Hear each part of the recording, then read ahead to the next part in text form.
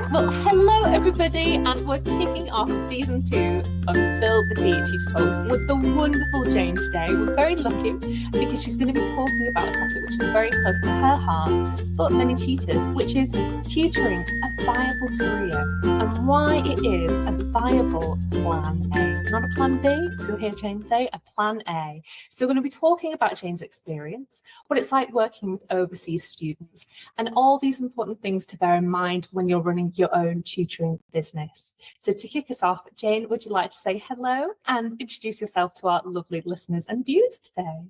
Hello, and thank you so much for having me on here, Susie. I really loved our Instagram live that we did and was absolutely thrilled when you've asked me back to do an extended version for your podcast. So thank you. My name is Jane Bilham. I am the owner of Vireo Tuition, which supports students worldwide. And I also have an online course that supports tutors to attract international clients into their tuition business. Wonderful. Thank you, Jane. So to kick us off, my first question for you today is, what inspired you to choose tutoring as your sort of main career? And for anyone who did listen to our Instagram live, you very kindly talked about your fantastic teaching career, but it's turned into this wonderful tutoring career. So how did you make that transition as well? If you just pick up on those two things.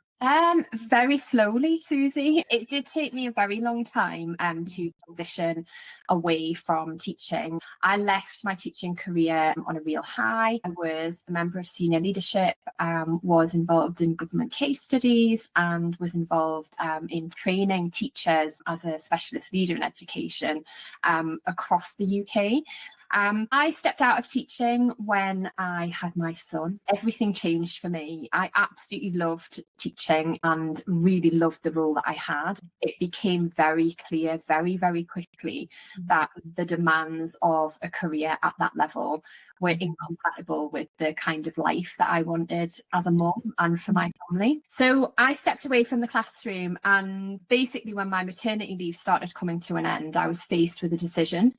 Did I go back to the kind of grind of the classroom? Did I start looking for other things? Initially, I started examining, and then tuition just kind of popped into my head, and I took it very, very slowly at that point because my son was very young, was kind of tutoring 3 to 4 students a week at the local library. And as time kind of progressed, my daughter came along, and I realised that tuition was a viable career and started trying to build it up. That coincided with me being asked to tutor students internationally. A partner contacted me and asked if I would be interested in tutoring students in Hong Kong, Singapore, and China. And that really shifted things. Up until that point, the evening work had been great while my children were small. But actually, as they grew older and they started school themselves, it didn't fit as well as it had done. So the opportunity to tutor students in the UK daytime completely transformed my life and the life of our family. And I feel like it has just kind of pushed us on this trajectory whereby we began to see tuition as a viable career. I will be very honest, like I was quite embarrassed to be a tutor when I first started. I saw it as less than a teacher, but I've absolutely shifted my mindset now, and just being part of the wonderful community of tutors like you have created in the Twinkl community just made me see what's possible, and that was the real shift for me. So I suppose in a literal sense, the transition happened when I saw the opportunities for daytime work, and that grew rapidly, very, very quickly.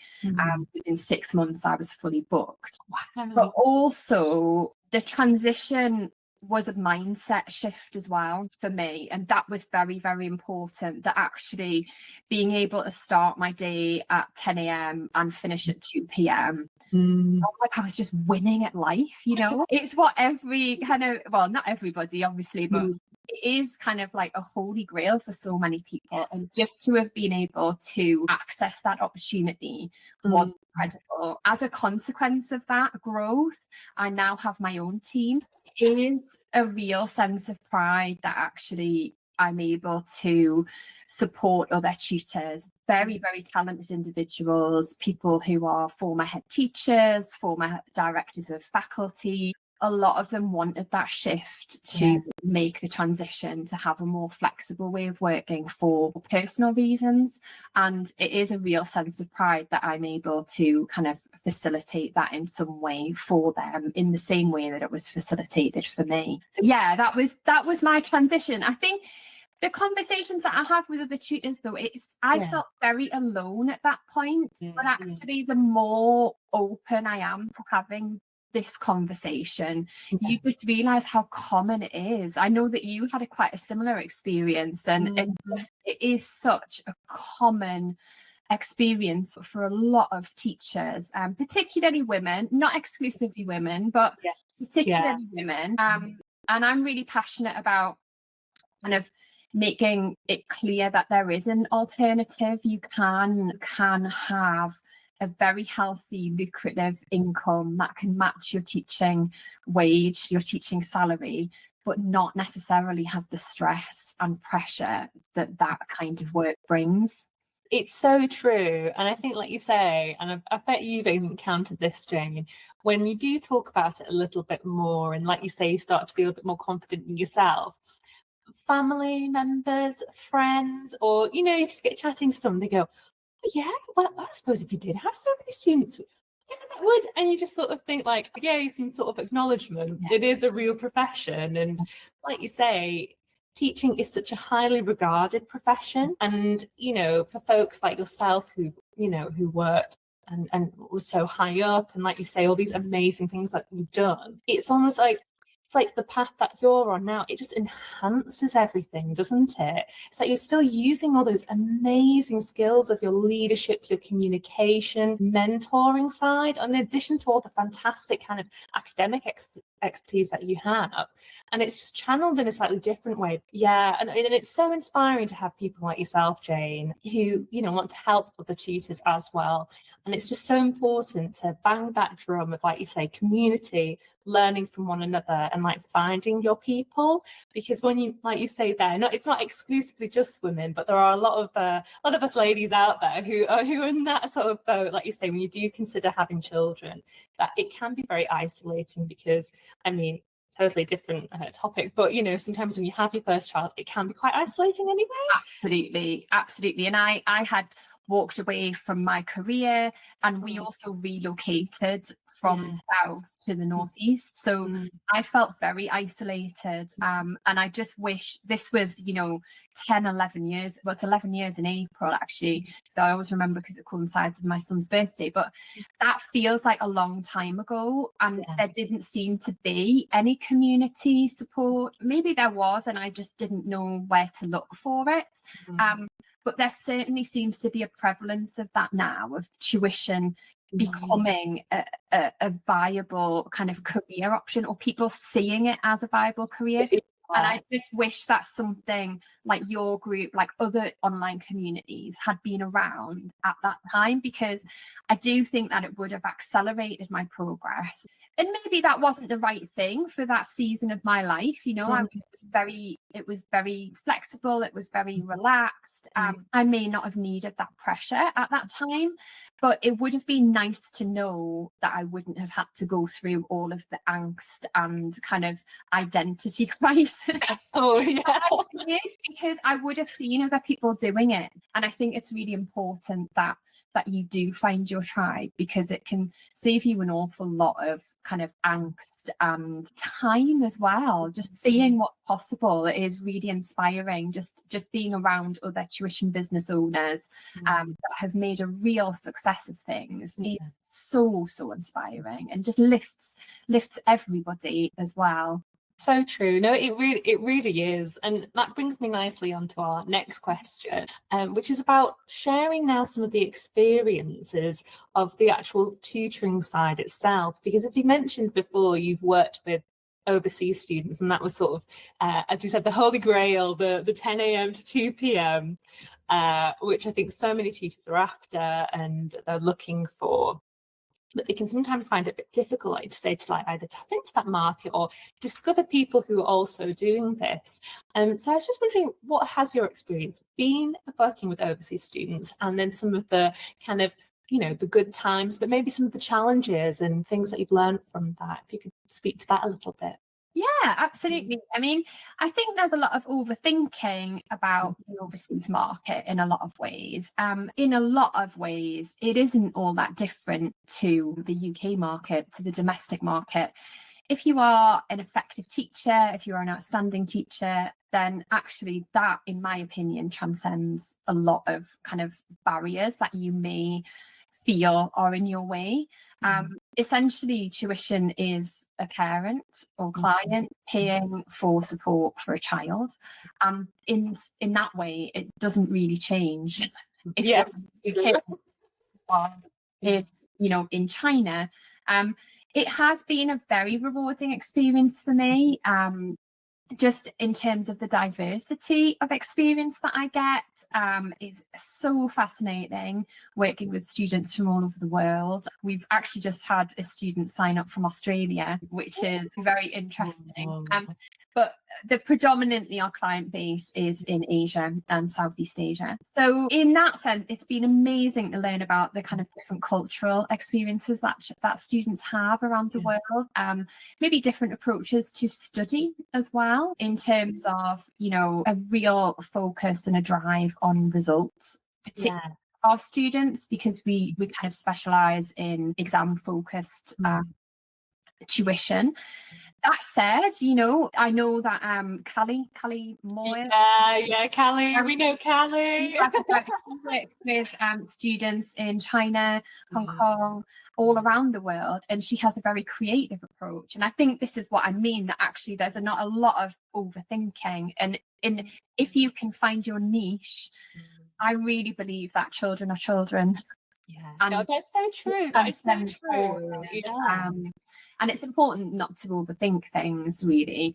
I mean, obviously, I have just come back from an overseas trip, my first overseas trip. So in terms of the experiences that has opened up for me personally and professionally, it has been incredible. It was a real step out of my comfort zone. It was not an easy thing for me to do, to sign up for the Tutors Association China Trade Mission. It was the first time that they'd done it. So in that sense, I didn't really know what to expect. There was no blueprint, but just having that experience, I'll talk about the professional benefits, you know, of understanding the culture and being on the ground, speaking to clients face to face. I was fortunate enough to meet partners that I'd been working with for a couple of years, but had only ever met them online.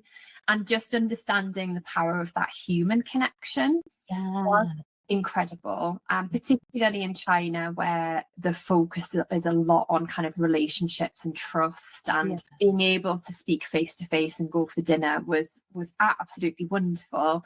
And just seeing how aligned we are, because one of my partners actually was exactly the same as me. She had a very successful career, stepped out because she wanted to look after her children, and she set up her kind of consultancy business. So just the alignment was wonderful. But professionally as well, being around other delegates that had incredibly successful tuition businesses and were so incredibly generous with the advice that they gave, with the support that they gave to everybody, was incredible. It was such an amazing experience where everybody was incredibly supportive. It was a wonderful community. And that kind of mirrors online as well, with the tuition community and other online communities as well. So I was really fortunate to benefit from that. In terms of the practicalities of delivering online tuition to overseas students, though, I mean, obviously the challenges are things like time zones. Particularly some areas of the world may have daylight saving time. So I have a student in the US where they do practice daylight saving, some students in Europe where they practice daylight saving. In China, there is no daylight savings. The timetabling of that is It's even 4 years in, it still makes my head hurt a little bit. I think I've got it cracked now, but every year I have to double, triple, quadruple check it. It's taken quite a while to wrap my head around, particularly with the student in Australia, because their clocks change at a different time to ours, which is going to be fun. And also just kind of understanding different curriculums too. So obviously my specialism is English. So in some senses, I'm very fortunate that it is a skills-based subject. When I teach English, I'm teaching IGCSE, I'm teaching IB, I'm teaching International A-level. And in that respect, yes, my students are second language students technically, but they have such a secure grasp of the English language. For our younger students, there is obviously that need and requirement for ESL expertise as well, and just the kind of cultural understanding. So a lot of the time, particularly if students are studying a kind of IGCSE, there may be cultural references within the unseen extract that are just missed, or in an unseen poem for students. So just being aware of the kind of like cultural aspects of kind of learning as well is important. So we do select our texts for English and other kind of subjects like comprehension skills, just making sure that there isn't a kind of additional barrier in terms of a cultural understanding for the student as well. But yeah, it's just been incredibly rewarding, Susie. I mean, I asked you at the start, how long do we have? And if I go on about the rewards, I could go on forever. I think from a purely practical sense, the reward for me has been just being able to create a timetable that works for us as a family. And that might change, because it has changed before. When the children were young, I was desperate to get out of the house and couldn't wait to get out and leave to go to the library in the evenings, but at this time in my life, and I think it's important that you just see things as a kind of evolution. Nothing is forever, and that has been one of the most rewarding things for me, just working with not just the students themselves, but also the kind of freedom and flexibility that's given me for the life that we want, really. And I know from talking to other tutors, that's what they enjoy about teaching international students as well. It is incredibly rewarding. Oh no, and it's so true. It's that evolution that you just mentioned there. And I think before you refer to your life almost being like different seasons, it all marries up rather lovely. The different seasons of your life, what's going to suit you now, and adapting and reacting. But it's such a lovely sort of harmony of like you say, it suits you in your kind of personal life and what you want with your family and for you yourself. But then equally, gosh, yeah, I mean, I know we chatted before, coming on to this about like Callie and things like that, and I'm sure she won't mind us. Oh, she's like after China, the China trip. I don't know what I'd do without people now. But she's mentioned before about all that kind of fun, really. I mean, teaching and tutoring is fun. Like you say, there's the kind of academic side, especially for the students who are wanting to focus on their exams. But golly, it must be so lovely thinking, gosh, the student from Australia, the student from the US, the students from Asia. It's fantastic. And you just, do you have those moments where you think, gosh, if I wasn't doing this, what would I be doing, sort of moments? Absolutely.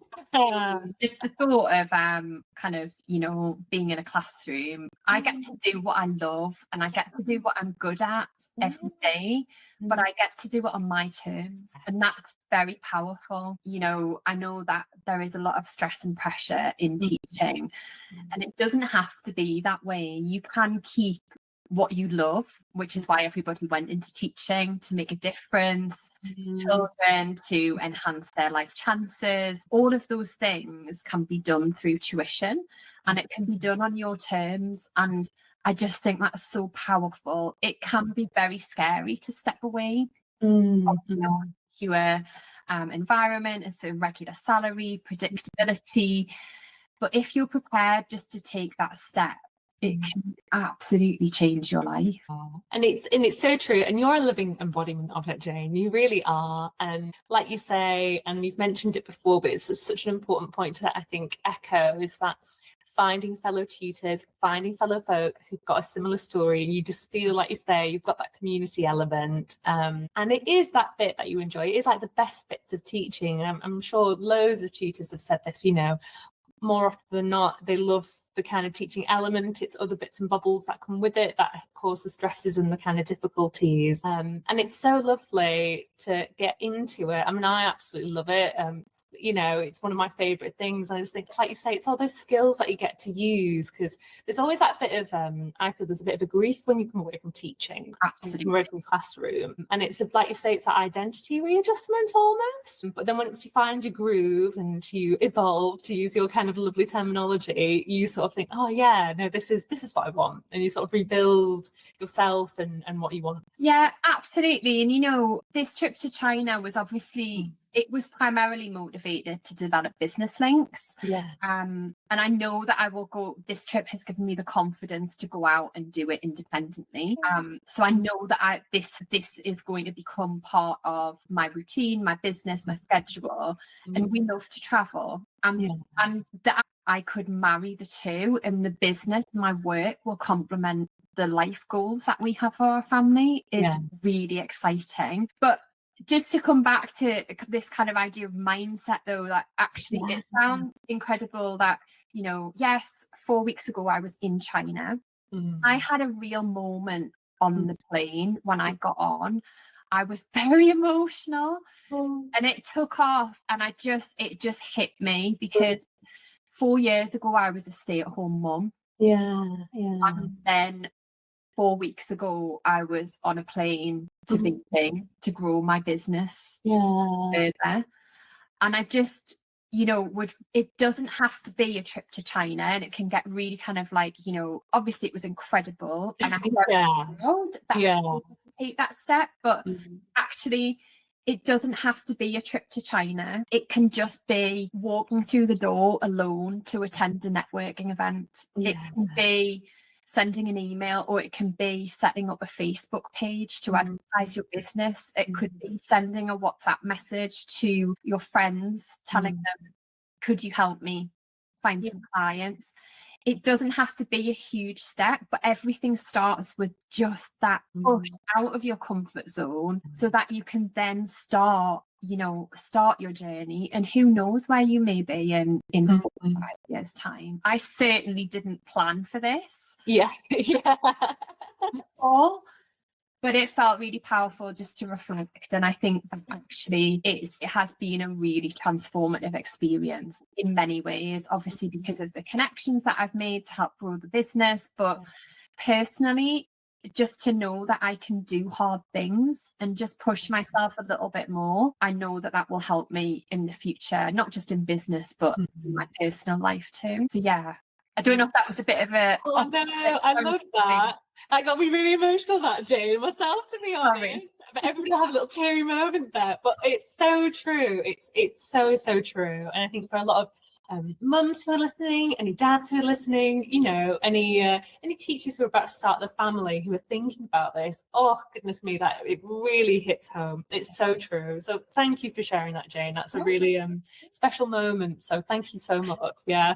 Compose myself and the spill the tea. It's actually, in the beginning, putting my first Tutors profile up and pressing publish on that was the equivalent of me getting on that plane. Yes, But then that profile and pressing publish led me to getting on that plane. And it is just, you just never know where things are going to take you. And I just feel like, you know, it's really important that people kind of understand, they don't just see this huge kind of achievement. Actually, it started with me saying, oh gosh, like, what am I going to do with my life? And I don't want to go back. But it you know, I was so nervous when I met my first tutee, walking to North Shields Library, you know, and walking through the door and thinking, oh my gosh, can I do this? That was the equivalent of, you know, you don't become fearless it always feels scary, but you learn to fear less.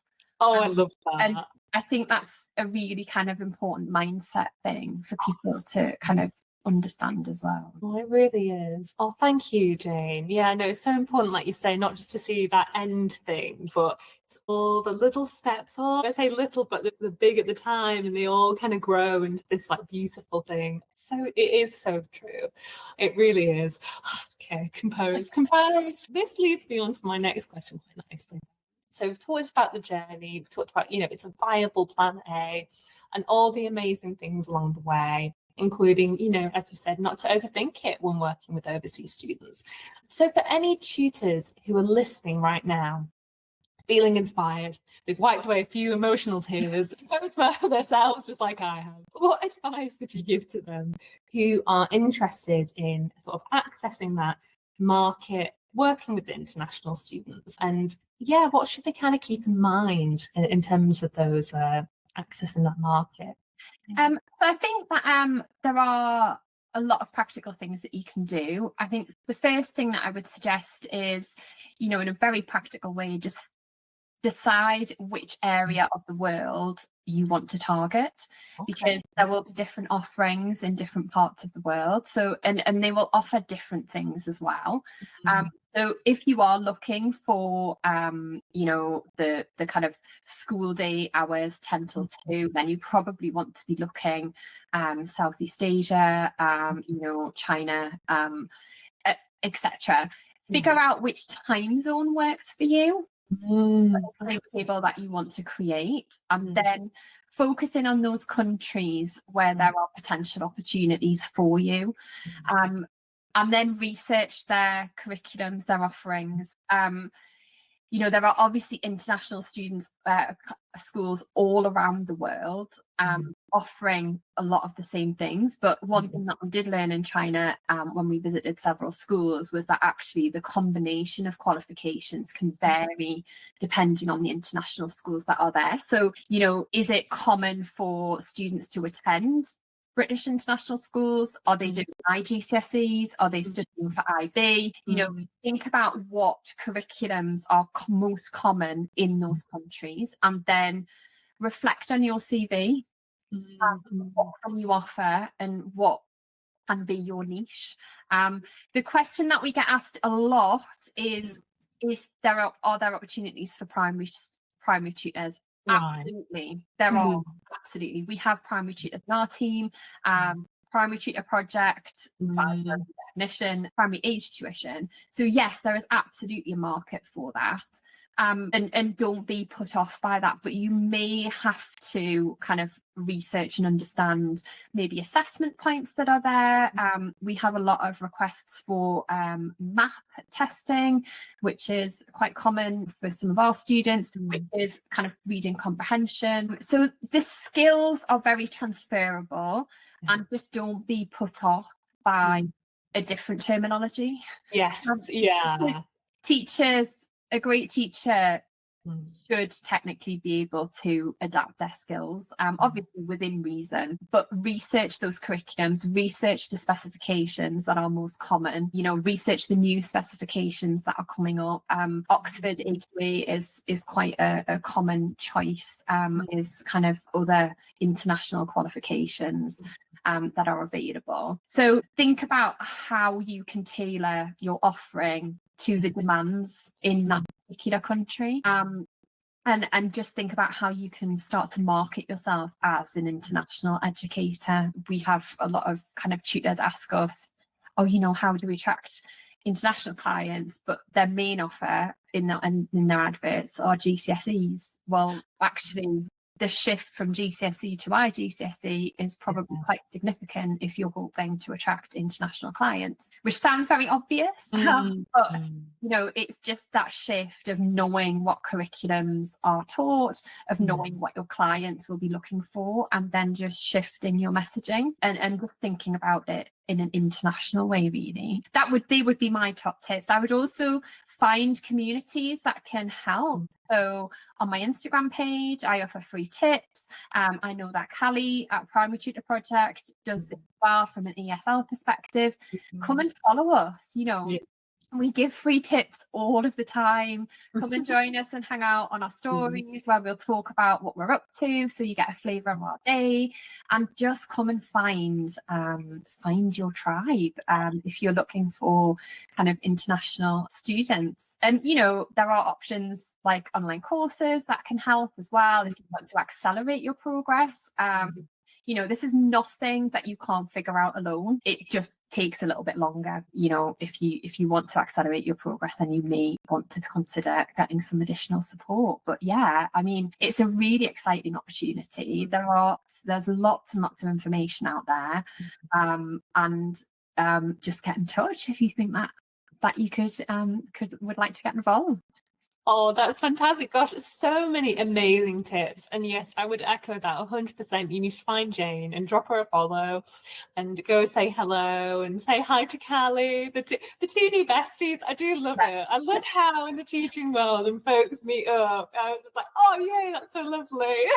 And it's really nice because we just complement each other so much, because Callie obviously has a focus on ESL and primary, and we are much more exam focused in our kind of approach to things. And similarly with the support that we offer other tutors, it's much more academic for me, whereas she's obviously offering support for tutors who want to understand ESL techniques as well. So yeah, it was amazing to meet her in person, and yeah. She's fantastic. Oh, no, that's brilliant. Thank you, Jane, for sharing all those fabulous tips. This brings us to our little quirky end of the segment. So a little bit different, the London song at this time. So we've got like a social media question that someone's put. And we're going to put it to your lovely self and see what you've got to say. So this lovely person asked, so they're about to leave teaching and move into tutoring. They said that they already tutor 3 children face-to-face and the rest are online. They're international students from Dubai. But what they want to do is just really build it up. Now, I know you sort of talked about some absolutely corking tips there, but if you had this lovely person, perhaps, they followed you, they've dropped you a DM, and they just want a little bit of that lovely Jane advice, what would you sort of say to them? What would you say? I would say, they've obviously got a mixture of face-to-face and online work. Which do you prefer? I'm assuming because they're asking me, they are interested in international. Yeah. I think if you already have existing clients, I always say, you only need one. Once you get one person, nurture that relationship, look after them, be your best self, and generally it will work in your favor in terms of you will then infiltrate the network, you will get recommendations, word of mouth. Definitely ask for testimonials. Ask the parents. Did they say they had 3 students? Yeah, so 3 face-to-face, but then the rest are online. They've not specified how many. Okay. Yeah. So I'm assuming because it says the rest, it would be they would have some international students. Yeah. So ask the parents, ask them for feedback, ask them if they have any parent WhatsApp groups, or if you could get a recommendation, you could offer, some free resources for them to share with their friends and family. That can then just get your brand out there, and you can kind of like grow your brand abroad. And also just kind of think about how could you kind of grow that relationship a little bit further. Connect. LinkedIn is a very, very good way to grow your connections, depending on the area that you want to kind of operate in. That would be another option. But I think once you have 1, 2 or 3 clients, then generally you will do that grow organically. Over time, I would think. That's certainly been the case for me, and it's certainly been the case for lots of other tutors that I know as well. And it's just really important to nurture that relationship. If they were a celebrity, what would you be doing differently? Because the answer should be nothing. I like this. So how can you look after them in a way that makes them feel like they are your number 1 priority? And if your favourite celebrity rang up, what would you offer them that you maybe wouldn't offer your usual client. And that's the gap that you have to bridge just to nurture those relationships even further. Gosh, that's such a great little way to think about it, Jane. Oh my goodness, what a fabulous little thing. Everybody will be like noting that down. That'll be like the mantra, you know, when you get post-it notes, slap it on your computer, think about that every day. I love that. Oh, that's so fantastic. But so true though. Yeah, absolutely. Oh my gosh. Oh, what a great little thing to finish on, our little spill the tea session. Everybody, you've got the top tips, you've got the emotional highs from lovely Jane. Oh, well, thank you for answering. And I hope that helps our lovely listener who submitted that question as well. I'm wishing them the very best of luck. But my goodness, thank you so much for joining us today, Jane, and spilling the tea on why tutoring is a viable plan A and the realities and everything that's been involved in your wonderful journey and where you are. But as noted, Jane mentioned her lovely social media profile. We'll be linking that down below in the comments so you can go check it out and say hello. And in the meantime, thank you everyone. And thank you, Jane, for spilling the tea. Thank you so much. It's been an absolute pleasure, Susie. Always lovely to speak to you. Thanks so much for having me.